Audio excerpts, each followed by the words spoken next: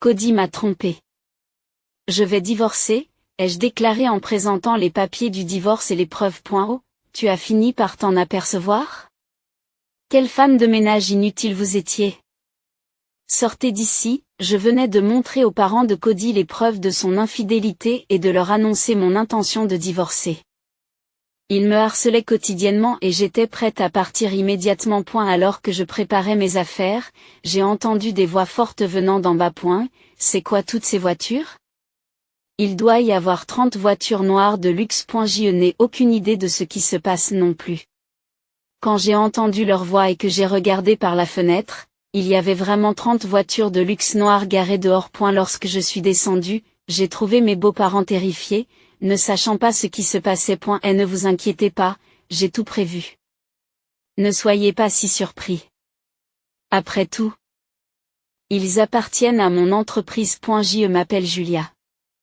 J'ai 30 ans cette année. Le mois dernier, j'ai épousé Cody, qui a le même âge que moi, et nous sommes en plein dans la vie de jeunes mariés. Bien que nous n'ayons pas encore pensé aux enfants ou à l'avenir, nous avons construit un foyer heureux ensemble en tant que jeunes mariés. Aimeriez-vous essayer ce nouveau restaurant français ce samedi? Bien sûr. Nos voisins en parlaient. Il est populaire? J'ai entendu dire que leurs fruits de mer étaient excellents.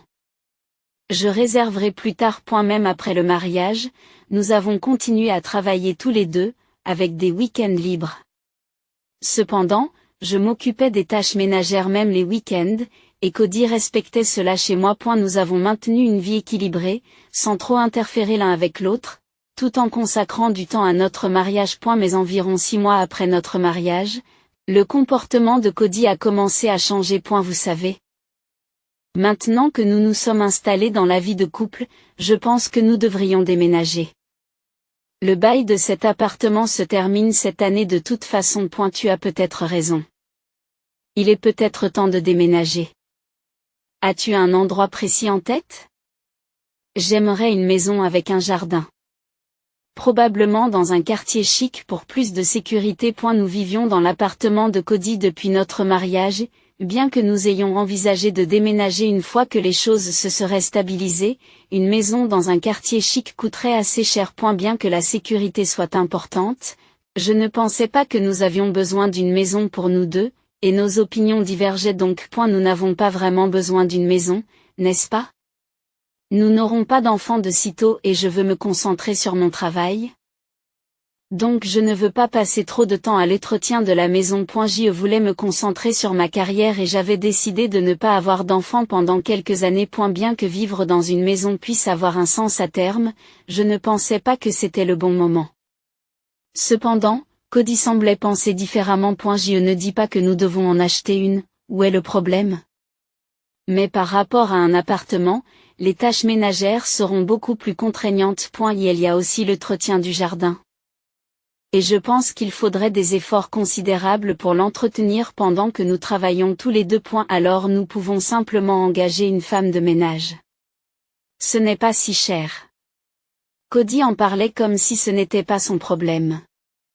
Je me suis demandé combien il prévoyait de dépenser par mois. Bien que nous travaillions tous les deux et que je gagnais suffisamment d'argent pour nous permettre de louer une maison dans un quartier chic et d'engager une femme de ménage, je voulais éviter les dépenses inutiles. Je voulais épargner pour l'avenir, c'est pourquoi je me suis opposée à l'idée de Cody. Je comprends ce que tu dis, mais ne penses-tu pas que nous pourrions attendre? Avec tes revenus, on s'en sortira. Je vais m'occuper des détails. Sur ce, Cody retourne dans sa chambre. Rien n'était encore décidé, mais il avançait tout seul. Et elle avait déjà fait preuve d'un certain égocentrisme lorsque nous sortions ensemble. Mais cela avait empiré ces derniers temps. Une semaine plus tard, je me suis arrangée pour visiter cette propriété ce week-end. Êtes-vous libre, quoi? C'est un manoir. Ce n'est pas très grand, mais il y a un jardin et un grand balcon.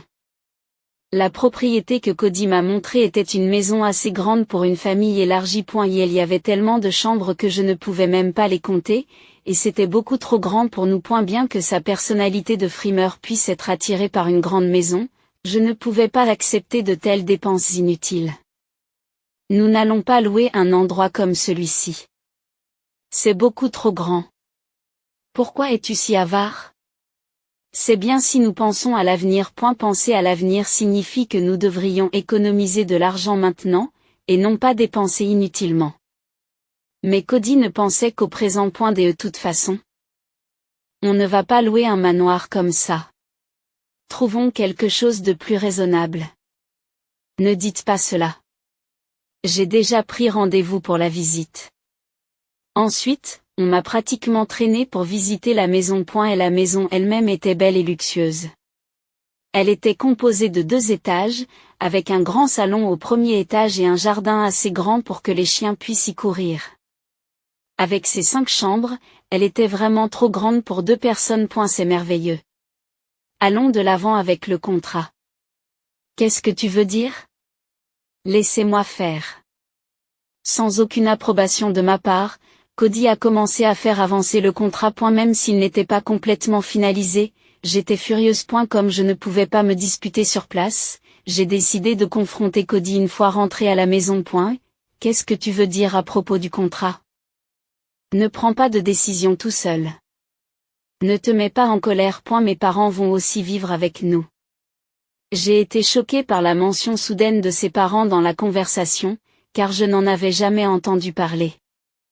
Si ses parents allaient vivre avec nous, une maison aussi grande était plus logique. Cependant, il aurait dû en parler avec moi d'abord. Mes parents vieillissent et nous ne pouvons pas les laisser seuls. C'est peut-être vrai, mais pourquoi n'en as-tu pas parlé avec moi avant? C'est déjà décidé, il n'y a pas besoin d'en parler, non?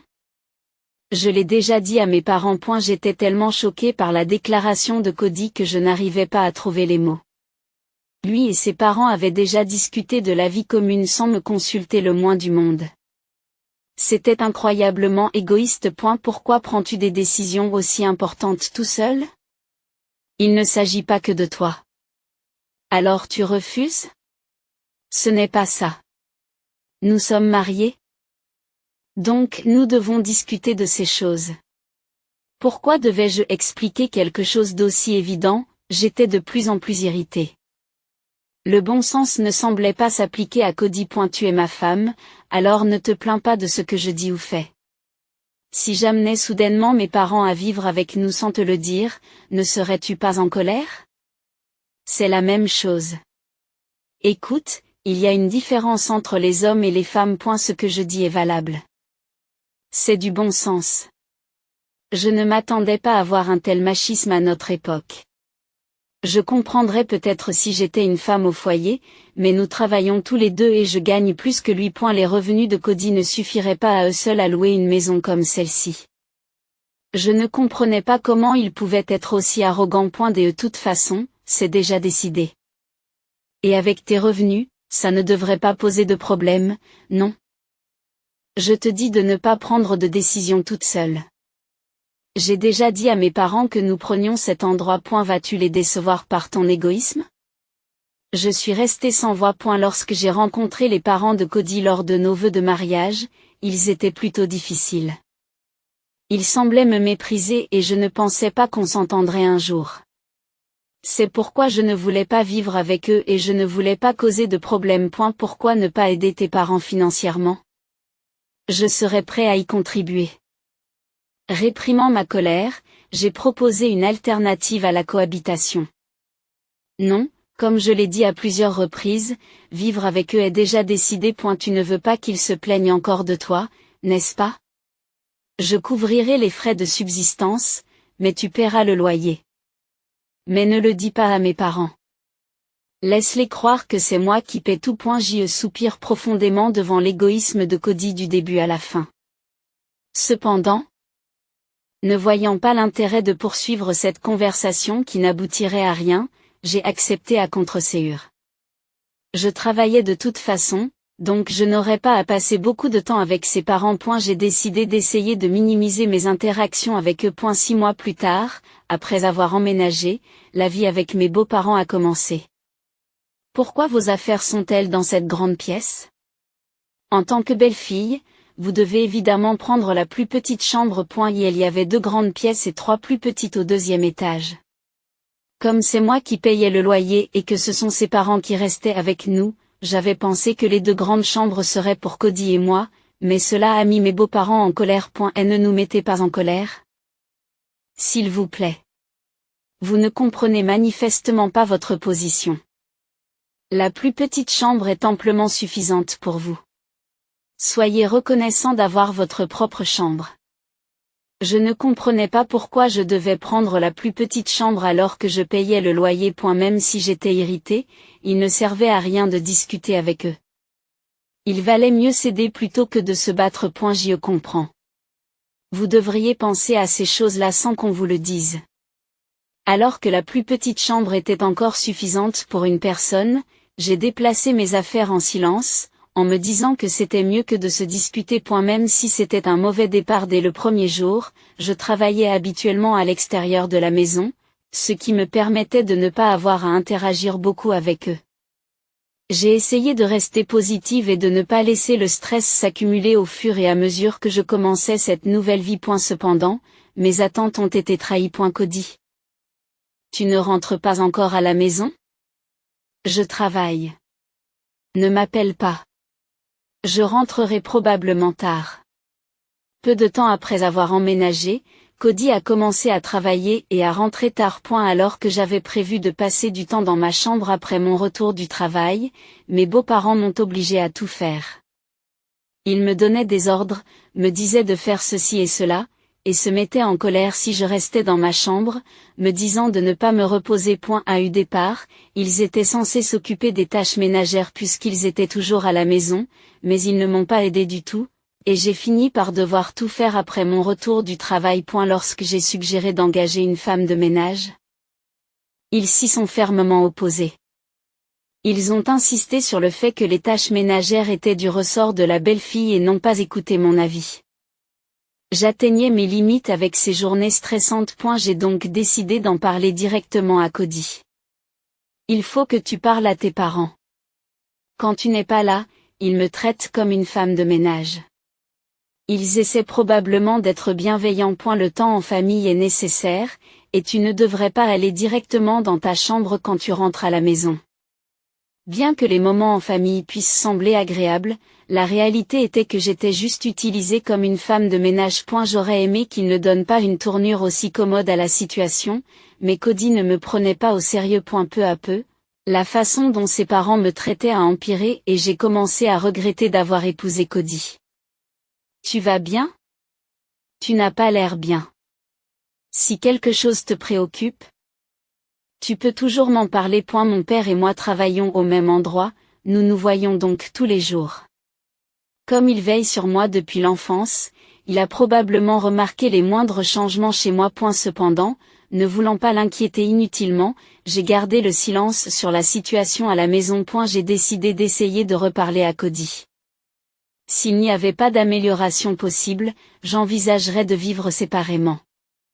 Heureusement, nous n'avions pas d'enfants, ce qui simplifiait les choses. J'étais complètement dégoûtée par la situation actuelle. Un jour, je peux te parler un instant? J'ai quelque chose d'important à te dire. Mon père s'est approché de moi d'un air sérieux alors que je m'apprêtais à rentrer du travail. Pensant qu'il s'agissait peut-être de quelque chose d'important concernant le travail, je l'ai suivi jusqu'à la salle de conférence. C'est à propos de Cody. Il a une liaison. L'autre jour, je l'ai vu marcher main dans la main avec une femme. Je ne pouvais pas le croire, alors je les ai suivis un peu et ils sont entrés dans un hôtel. Quand mon père m'a dit ça, mon esprit est devenu vide. Ce n'était pas possible. Je ne pouvais pas croire que Cody me trahirait, mais je ne pouvais pas non plus croire que mon père mentirait. Voici la photo et la vidéo de la preuve. C'est à vous de décider ce que vous en ferez, mais je vous soutiendrai totalement. En regardant les preuves fournies par mon père, j'étais convaincue de l'infidélité de Cody. J'étais choquée et j'avais le cœur brisé jusqu'aux larmes, mais je ressentais aussi une colère que les mots ne pouvaient pas exprimer. Après cela, je suis rentrée à la maison, mais Cody m'a dit qu'il serait en retard à cause de son travail. J'ai donc appelé ses parents pour leur parler. Qu'est-ce que vous voulez, nous appeler alors que nous nous détendions dans notre chambre? C'est à propos de la liaison de Cody. Je vais divorcer. J'ai dit ça en présentant les photos des preuves et les papiers du divorce. Oh, vous avez enfin remarqué? Quelle femme de ménage inutile vous étiez. Les étrangers doivent partir rapidement. Apparemment, ses parents étaient au courant de la liaison de Cody. Ils ne me considéraient vraiment que comme une femme de ménage. Même si j'étais profondément déçue, ces gens ne feraient plus partie de ma vie, alors ce n'était pas grave. J'ai décidé de quitter cette maison immédiatement et j'ai contacté mon père. Il m'a dit qu'il viendrait me chercher. Alors que je préparais mes affaires à la hâte, j'ai entendu des voix fortes en bas. C'est quoi ces voitures? Il doit y avoir 30 voitures noires de luxe. Je n'ai aucune idée de ce qui se passe non plus. Lorsque j'ai entendu leur voix et que j'ai vérifié par la fenêtre, il y avait vraiment 30 voitures de luxe noires garées dehors. Lorsque je suis descendue, j'ai trouvé mes beaux-parents terrifiés, ne sachant pas ce qui se passait. Et ne vous inquiétez pas, j'ai tout prévu. Ne soyez pas si surpris. Après tout, ce sont les employés de mon entreprise. Lorsque j'ai dit cela, mes beaux-parents sont restés bouche bée. Ils semblaient n'avoir aucune idée de ce qui se passait. Mes beaux-parents pensaient que je travaillais à temps partiel dans un supermarché. Cody, avec sa fierté, avait voulu cacher à ses parents que je gagnais plus que lui. En réalité, je suis propriétaire d'une entreprise de location de voitures. Comme nous nous occupons aussi de véhicules de luxe, l'entreprise possède de nombreuses voitures haut de gamme. Attendez un peu. Qu'est-ce que tu veux dire par tu as arrangé ça? C'est exactement ce que j'ai dit. J'ai demandé à mon père que les voitures de l'entreprise viennent me chercher. Vous êtes propriétaire d'une entreprise? Bien qu'il soit difficile de tout leur expliquer alors qu'ils ne comprennent pas la situation. J'ai décidé de tout leur dire, pour qu'ils ressentent le choc de savoir qui j'étais vraiment. Je voulais qu'ils touchent le fond pour se venger de tout ce qu'ils avaient fait. Je ne l'ai pas encore mentionné, mais je possède une entreprise de location de voitures. Et toutes ces voitures appartiennent à mon entreprise. De quoi s'agit-il? Nous n'en avons jamais entendu parler. C'est à Cody qu'il faut en parler, pas à moi. C'est lui qui m'a demandé de tout cacher à cause de sa fierté et de son ego. Lorsque j'ai dit cela, mes beaux-parents sont restés bouche bée, regardant autour d'eux avec confusion.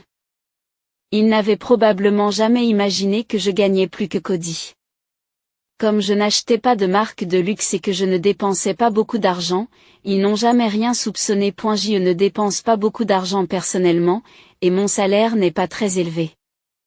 Vous ne faites donc pas beaucoup de bénéfices? Ce n'est pas du tout vrai. Je ne me préoccupe pas de mes dépenses personnelles et nous prévoyons d'ouvrir une autre succursale. Lorsque je leur ai donné le nom de l'entreprise, ils ont pris leur téléphone pour faire des recherches sur mon activité. La taille et le chiffre d'affaires de l'entreprise sont faciles à trouver. Lorsqu'ils ont vu cela, leurs yeux se sont écarquillés et ils m'ont regardé. Je n'arrive pas à croire que vous dirigiez une si grande entreprise. Êtes-vous vraiment le PDG? Je vous ai dit que oui. Et c'est aussi moi qui paie cette maison. Qu'est-ce qu'il y a? Cody n'était qu'un simple employé et n'avait pas les moyens de louer un tel manoir. Ses parents semblent ne rien comprendre à leur fils. Il n'y a aucune chance que Cody puisse s'offrir un tel manoir. Bien sûr, après le divorce, tu devras quitter cette maison. Attendez. S'il vous plaît. Reconsidérez le divorce. Nous réprimanderons sévèrement Cody pour sa liaison. Il est trop tard pour changer d'attitude. Le fait que tu m'aies maltraité et que Cody m'ait trompé ne changera pas. Il est trop tard pour s'excuser. Je n'avais pas l'intention de faire preuve de pitié envers mes beaux-parents ou de leur pardonner. En tant qu'adultes, il était normal qu'ils assument l'entière responsabilité de ce qu'ils avaient fait. Il n'y avait aucune raison de les dorloter. Ils n'étaient pas des enfants. Attendez, s'il vous plaît. Ne voulez-vous pas reconsidérer la question? La liaison de notre fils n'était qu'une aventure. Nous garantissons que ce n'était pas sérieux.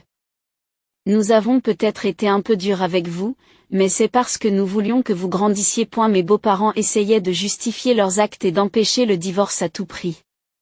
Lorsqu'ils ont appris que la personne qu'ils avaient méprisée et utilisée était en fait le PDG d'une grande entreprise. Ils n'ont naturellement pas voulu lâcher prise. Cependant, rien de ce qu'ils ont dit ne m'a fait changer d'avis. Alors que je m'apprêtais à mettre fin à la conversation et à partir, mon père, qui attendait à l'extérieur, est entré, à bout de patience. Qu'est-ce qui prend tant de temps? Ah, je suis désolé. Je leur expliquais ce que je faisais puisqu'ils ne le savaient pas. Mon père a semblé comprendre la situation d'un seul coup d'œil et a regardé mes beaux-parents avec exaspération. Il devait trouver pathétique qu'ils essaient de changer d'avis maintenant que de l'argent est en jeu. Alors, quel est votre but ici, s'il vous plaît, tout sauf le divorce? Nous parlerons de la liaison à notre fils et nous veillerons à ce que cela ne se reproduise plus. Vous semblez avoir mal compris quelque chose, mais ne devriez-vous pas d'abord vous excuser? Mon père a parlé avec exaspération, puis a soupiré. Pour une bonne raison, ils étaient tout à fait en position de demander pardon. Mais ils ne s'étaient pas excusés une seule fois. Ils n'arrêtaient pas de trouver des excuses et d'essayer de se justifier. A eu lieu de cela, ils devraient reconnaître leur tort et s'excuser sincèrement, voire se mettre à genoux si nécessaire. C'est l'attitude à adopter pour demander pardon pour ses fautes. C'est l'étiquette sociale de base. D'abord, on s'excuse pour ce que l'on a fait de mal. Vous ne comprenez même pas cela. Mon père était probablement exaspéré par l'incompréhension totale de ma belle famille à l'égard des normes sociales de base. Ayant été cadre dans une grande entreprise, mon père était très pointilleux sur l'étiquette sociale. Nous sommes vraiment désolés. Tout était de notre faute. Nous l'admettons et nous nous excusons, alors pardonnez-nous. S'il vous plaît, tout sauf le divorce, mes beaux-parents se sont agenouillés à contre-séure sous l'impulsion de mon père. Ils se prosternaient pour m'empêcher de divorcer de Cody. En d'autres termes, aveuglés par l'argent, ils avaient jeté leur fierté et s'étaient mis à genoux. C'était vraiment pathétique et j'étais déterminé à ne jamais leur ressembler. Quelle honte. Vous n'avez pas honte de faire quoi que ce soit pour de l'argent? M'exclamai-je. Mais tu nous as dit de nous excuser, ont répondu mes beaux-parents. J'ai dit qu'il fallait s'excuser si vous aviez vraiment des remords. Tes excuses ne sont pas de vraies excuses, a ajouté mon père. Mes beaux-parents ont fait la grimace en entendant ces paroles. Ils ne pouvaient probablement pas comprendre ce qu'il voulait dire. Mais moi, j'ai parfaitement compris. S'excuser, c'est reconnaître ses torts et s'en excuser. Il ne doit pas y avoir d'arrière-pensée. Si vous vous excusez pour obtenir quelque chose, ce ne sont pas de vraies excuses. Cette conversation ne mène nulle part. Il n'y a plus rien à dire. On s'en va? Propose mon père. Oui, rester ici plus longtemps serait une perte de temps. Allons-y, ai-je accepté. Après cet échange avec mon père, j'ai pris mes affaires et j'ai quitté la maison. Mes beaux-parents nous ont suivis jusqu'au bout, mais nous sommes montés dans la voiture. Le spectacle des voitures qui s'éloignaient les unes après les autres était impressionnant. A eu fait, pourquoi as-tu amené autant de voitures? Ai-je demandé. J'ai pensé que vous auriez peut-être besoin d'emporter toutes vos affaires de la maison, a répondu mon père. Eh bien, c'est finalement une performance assez efficace, ai-je fait remarquer. C'est vrai. Je pense qu'ils regrettent profondément la façon dont ils m'ont traité maintenant, a ajouté mon père. Sur le chemin de la maison de mes parents, j'ai raconté à mon père tout le harcèlement que j'avais subi de la part de ma belle famille. J'ai expliqué comment nous nous étions retrouvés dans ce manoir et tout ce qui s'était passé par la suite. Cela a dû être très dur, a compati mon père. Eh bien, nous devons leur faire payer ce qu'ils ont fait. Consultons d'abord les avocats de l'entreprise. Suggère mon père. Mais qu'allons-nous faire exactement? Demandai-je. Nous devrons d'abord consulter les avocats pour plus de détails, mais d'abord, dit mon père en faisant une pause. Il était probablement encore plus furieux que moi du harcèlement que j'avais subi. Et elle a dit qu'il se vengerait à fond et a immédiatement contacté les avocats pour commencer à discuter des plans spécifiques. Alors que nous nous réunissions pour discuter de la marche à suivre, j'ai reçu un appel de Cody. Il avait probablement tout entendu de la part de ses parents et s'empressait de me contacter. C'est quoi cette histoire de divorce? C'est un malentendu. Rencontrons-nous et parlons. Quoi? Un malentendu? Même maintenant, tu ne veux pas admettre ce que tu as fait? C'est vraiment un malentendu. J'avais montré à ses parents les preuves de sa liaison. Ils devaient donc en avoir entendu parler. J'étais furieuse qu'il essaie encore de trouver des excuses. Il était peut-être naturel qu'il ne puisse pas s'excuser, étant l'enfant de tels parents. Il n'y a rien à discuter en personne. J'ai la preuve de ta liaison et je divorce. Bien sûr, j'exigerai une compensation. J'ai consulté des avocats et tu n'as aucune échappatoire. C'est tout ce que j'ai à dire. Tu connais le montant standard de la compensation, alors assure-toi d'avoir l'argent prêt. C'est ce que j'ai dit et j'ai raccroché. Lorsque Cody a continué à m'appeler, j'ai temporairement bloqué son numéro.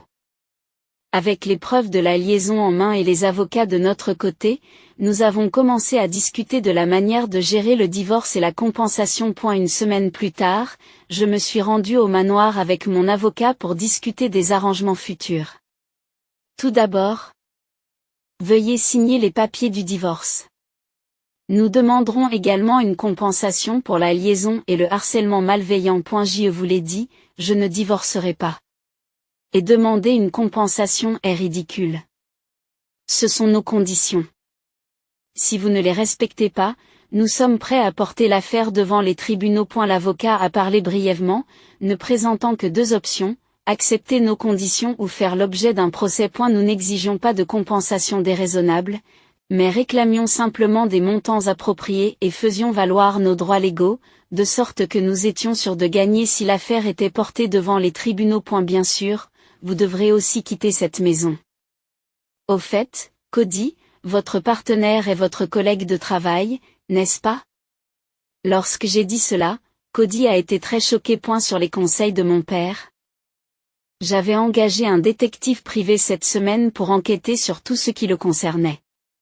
Cody avait une liaison pendant les heures de travail. Lorsque nous avons enquêté, nous avons découvert que sa partenaire était une femme travaillant dans le même service de vente. Cody avait fait de fausses déclarations à l'entreprise pour s'absenter pendant les heures de travail afin d'entretenir sa liaison. Il ne s'agissait plus seulement de notre mariage. On ne peut pas prendre l'argent de l'entreprise tout en s'absentant du travail pour avoir une liaison. Ce que vous avez fait est également inacceptable pour votre entreprise, nous allons donc les en informer. Attendez un peu. Ce n'est pas nécessaire, n'est-ce pas? Non seulement Cody devrait payer une indemnité importante pour avoir divorcé, mais il risquerait aussi de perdre son emploi. Il avait probablement fini par se rendre compte de la bêtise de ses actes. Cependant, j'étais déterminée à le coincer complètement. Vous serez probablement licencié, mais pourquoi ne pas vous soutenir mutuellement avec votre partenaire? C'est impossible. Elle vient de rejoindre l'entreprise et c'est moi qui l'ai poursuivie de manière agressive. C'est pourquoi je couvre également ces indemnités. Vous êtes vraiment pourri jusqu'à la moelle.